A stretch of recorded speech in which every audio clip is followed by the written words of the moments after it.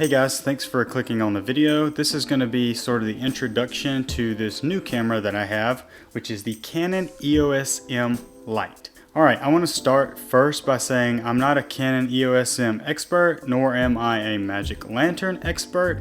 I'm just now getting kind of entangled into this community now that I own a Canon EOS M, and more specifically the Lite version, which is basically a 3D printed housing that's supposed to give it a more boxy cinema camera style look to it, and some added functionality, which we'll get into in just a second. Okay, even though I've never had a Canon EOS M, I'm a long-term Canon owner. If you've watched this channel for any amount of time, you know that I own the Canon C100, the EOS R, which we are shooting with now, and then the EOS R6. So I'm very familiar with Canon, and I'm very familiar with sort of their layout and the way the cameras work. Now, the Canon EOS M kind of came across my radar because I like to do research on basically all the cameras that exist in the world. I just love cameras. I think they're fascinating. And the Canon EOS M would periodically kind of come up as like a good, friendly budget camera. But then a few years back, the acquisition came about that you could actually shoot at some really insane file sizes and color codecs with the help of a jailbreak software called Magic Lantern. Now, I did say I'm not an expert when it comes to the EOS M or Magic Lantern.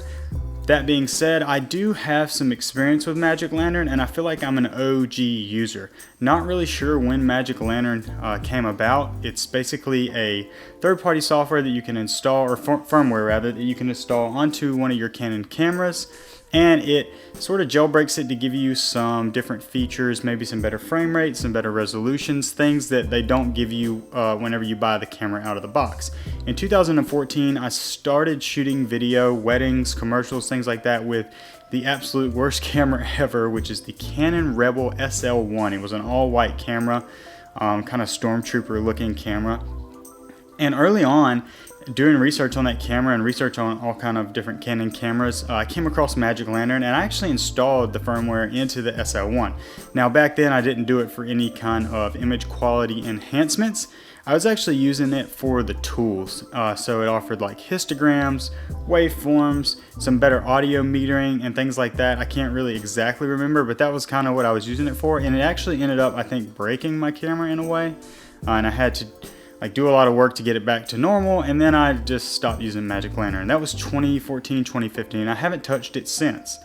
Now, fast forward almost 10 years, Magic Lantern has come a long way, and if you don't believe me, just go follow all the Facebook groups and YouTubes out there that teach you and talk about Magic Lantern. And now that I have some experience with it in this camera, I can tell you from personal experience that it has come a very long way, and I'm super happy with the way that it's working in this camera.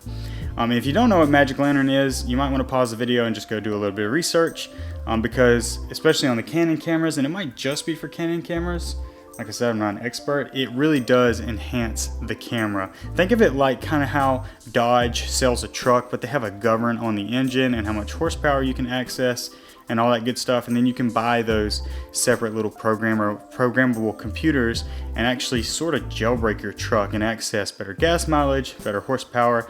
Now, of course, this voids the warranty, and I'm sure it does the same thing for the Canon EOS M. But then again, if you take it apart and put it into a 3D housing, that's going to void the warranty as well. Now, let's get into this. I'm going to put an image on screen of what the Canon EOS M looks like. I don't have an original body of the M. And then there's a guy in the UK, I don't remember his name, but I follow his YouTube, and he came up with the idea of taking that camera apart and then making a 3D housing so that you weren't shooting with this little tiny camera. You could actually have a camera that had a little more weight to it, looked a little more professional, had different points where you could mount accessories and things like that, and that's exactly what he did. And I remember they sold these in a batch of maybe 250 or so, and sold the 3D print, and then they just stopped selling them. Now, I was not on I think that was like fall of last year, so fall of 2023. I was not privy to that information until after. And so whenever I got this camera, I was kind of late and barely got it. But basically what you do is when this is printed, you take the Canon EOS M apart and then you rehouse it into this cinema looking body, and I'll turn it just a little bit so you can get kind of a look of it all around. Now when you print it, it just comes this box. So we'll go through sort of the stuff I've got on it right now in just a second, but you get an idea of what it looks like when it goes out. So the main appeal for people getting this Canon EOS M or using it is that it shoots, it can shoot 5K 12-bit RAW, or different flavors going down, trickling down from that. And I've actually found that the colors out of this thing and the resolution is quite amazing, and I'm going to be putting some images on screen just so you can see what I've shot with it in the short period of time that I've had. And I do plan on making more in-depth videos as I get better at using this camera and learning more about it. Like I said, I'm not claiming to be an expert. This is just sort of an introduction to show that we will be looking at this camera a lot on this channel. And I do have some projects coming up that I want to use this as a primary camera. But let's go through some of the stuff that is now attached to the camera. Of course, like we talked about, this is just the 3D is just this housing here. All this other stuff is, the bells and whistles that make it more usable and make it more professional looking and so forth. So we're gonna go through that kind of stuff right now. So we've got the 3D box. We do have all of these different mounts to put accessories. So on the top, I have a Tilta swivel handle there, which is really neat. Right now I have the Sigma 50mm 1.4 on there with the Tilta matte box, Mirage matte box, and there is a Viltrox speed booster right here. The M actually takes a Canon M mount, so if you have a lot of EF lenses like I do, or some RF lenses, you're gonna need to figure out how to get those on here. I'm not sure how you get RF on here. I'm sure there's a way, but for me, most of my glass is EF, and the glass I use every day is EF, so I have this Viltrox adapter, and I actually have an adapter in my office that is just an adapter, but this is a speed booster, so it actually makes your image a little wider, and it gives you another stop of light.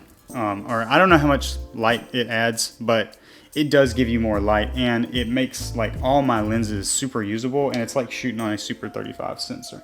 So that's that. And then on the back here, I do have a V-mount adapter that goes into the power bank of the camera, and a CINE 95 watt V-mount battery. And that just, the EOS M batteries are those super small batteries you would find like in a consumer style Canon camera, like you'd buy at Best Buy or something, and they might last you 45 minutes, but if you're shooting like a high frame rate or high Kodak raw image, I don't know how long it would last you, probably less than 30. So this gives me, I found, continuous. I don't know, because you can't really, we can get into that, but I don't really shoot continuous with it. This is more like just like a cinematic B-roll camera. But I've shot 8 hours with this thing, and honestly, I've only charged it like twice since I've had it, and it works really great. And then on the other side, not that it's super important, but I'll show you, I do have a side handle here, which is nice. So I've got the top handle and the side handle, and then all of the controls that would normally be on the back of the EOS M are right here on the side. And that's something else you do when you rehouse it. You have to kind of move all that stuff. And then at the top, which I wasn't really even prepared to show this, but I guess I should. At the very top is where the screen goes. So when you rehouse it, you'll actually put this screen up here. And we'll talk about some of the pros and cons of this camera, the screen being one of the cons because this handle gets in the way, but that's why this turning handle actually works out pretty good. So let's get this sort of back in place here. Okay, so now that you have basically, the layout of the camera, what the camera is, there's also an HDMI jack back here and an audio jack, which we're going to talk about here in a second. Let's go through some of the pros and cons. So one of the big pros, especially in the past, is you can get these cameras, the Canon EOS M, actually very cheap. I've seen them for $150 on eBay in mint condition. They're kind of going up now that this like revolution is happening. But the highest you're probably going to pay for one is $400, and that's for like a really good one. And that's if you don't shop around, if you just buy one off of eBay right now or off of some kind of camera site. But that being said, to shoot 5K raw, yeah, that's crazy. And then the actual 3D housing, I think they're selling those for like $200 or $250. So under $500, you've got like a pretty legit looking cinema camera that to me looks like a Alexa Mini, or, you know, kind of like a Red Komodo or something like that. And I've actually asked people when I was shooting out on the street or in the, you know, on the road with this, I would say, how much do you think this camera cost? And almost everybody said 10,000 plus. So it's just kind of interesting to get people's perception when they see the camera. What do they think it's worth? Now, pros, right? So pros are going to be the price, the frame rates you can shoot. One of the big pros I found is the community. Like, there's a huge community. There's a Facebook group. There's actually several Facebook groups. There's several YouTubers who have almost dedicated their channels fully to this camera. Maybe not the 3D part of it, but the Canon EOS M, and talk and teach you how to use it better. And there's different builds made by different people, which I'm still wrapping my head around. The build I've got currently installed on the card is working really well for me, so I'm happy with it. But I will probably in the future on this channel be testing out some different builds for the camera.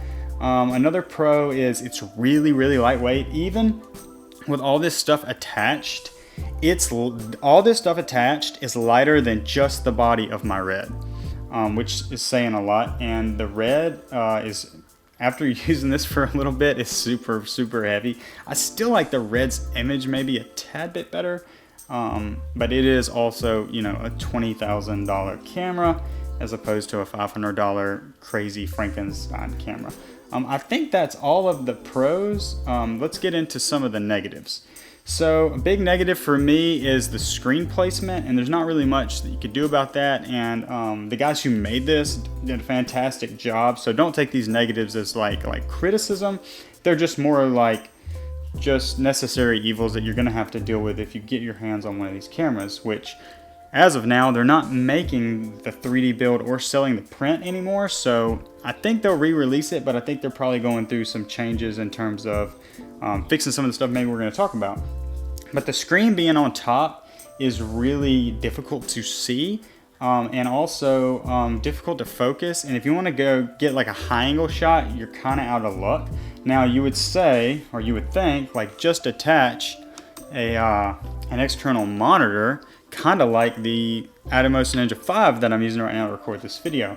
The problem with that is the camera for some reason doesn't really communicate well with a lot of monitors. I found with this this Ninja that I'm using here to kind of like look at myself, if I mount this onto the camera, plug it into the HDMI port, it will bring up an image and it looks great, but the image will only be there for about 10 seconds and then it goes away, which is a big time bummer. And I looked around online, and a lot of people are having this issue.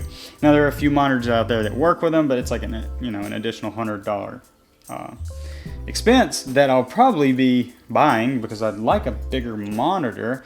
I do have an old Marshall monitor that I don't really like. It's got like a matte screen. It's hard to see outside. It's from like 2010, and I've mounted it on here and it does work pretty good.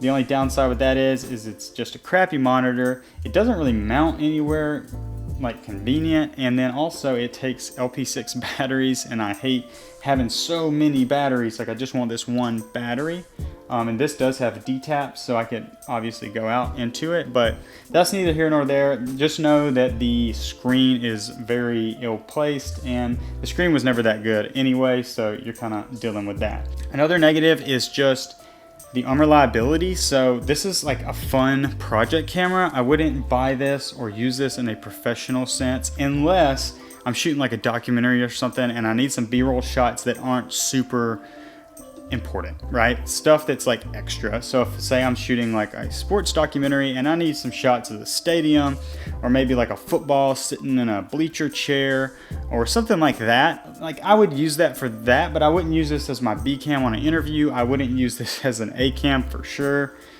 just because you're just taking a chance with that because it is a third-party software and it's a jailbroken camera. And yeah, I just wouldn't use it as my #1 camera, not yet. Now in the future, if they come out with some firmware updates and Magic Lantern updates that make this a lot more reliable, and they fix the monitor issue to where I could dual record on the Atomos and on the card in here, then I'd be down. I think that would be cool. Let's see, what's another negative? going back to a positive that I kind of skipped is they did add a lot of these 1/8 inch mounting points. In fact, like a whole crap ton of them. There's probably like 2, 4, 6, 8, 10, 12 or so on this. So you're actually able to, you know, mount top handles, side handles, you know, microphones, anything you want to mount. The only thing I will say about this is because they're in that 3D plasticky material, you'll want to mount everything with 2. And they actually explain this on the CINE YouTube channel and have some demonstrations because people have complained about them breaking. But, you know, even my base plate here is mounted with the 2 on bottom. So, and you can actually see, like, if you pull the lens down, it actually pulls the camera forward. Now, because everything's so light, I don't worry about it and I haven't had an issue with it, but it's just something to keep in mind. You don't want to mount a bunch of heavy accessories on top of this thing. So in conclusion, guys, as you probably know, I'm just kind of a camera nerd and I do own a video production company, so I'm using them every day, but I also like to just like get into the weeds of cameras and where they're going. And this was just, this to me has one of the most unique positions in the camera market because it really is grassroots and it's like almost open source, if you will, even though I know it's not open source. I know there's some open source cameras out there, but this one kind of strikes a balance between like a paid out of the box camera and open source. I don't know that I'm the kind of guy that's going to go full on open source because I'm not a coder. I'm not a guy who's going to take a camera apart. I mean, unless I'm putting it into something like this, but this kind of strikes a middle ground for me. So be looking for more videos about this camera on the channel. I hope you enjoyed this information. If you haven't yet, please like and subscribe. It helps me stay motivated when I see you guys' comments and you subscribing, and especially the comments asking questions. That's really what motivates me to get this whole thing set up and actually make this content, because making YouTube videos is actually harder than I thought it would be. But yeah, stay tuned for more Canon EOS M Lite footage. I'm gonna link some test videos here in the bottom and we will see you later. Peace.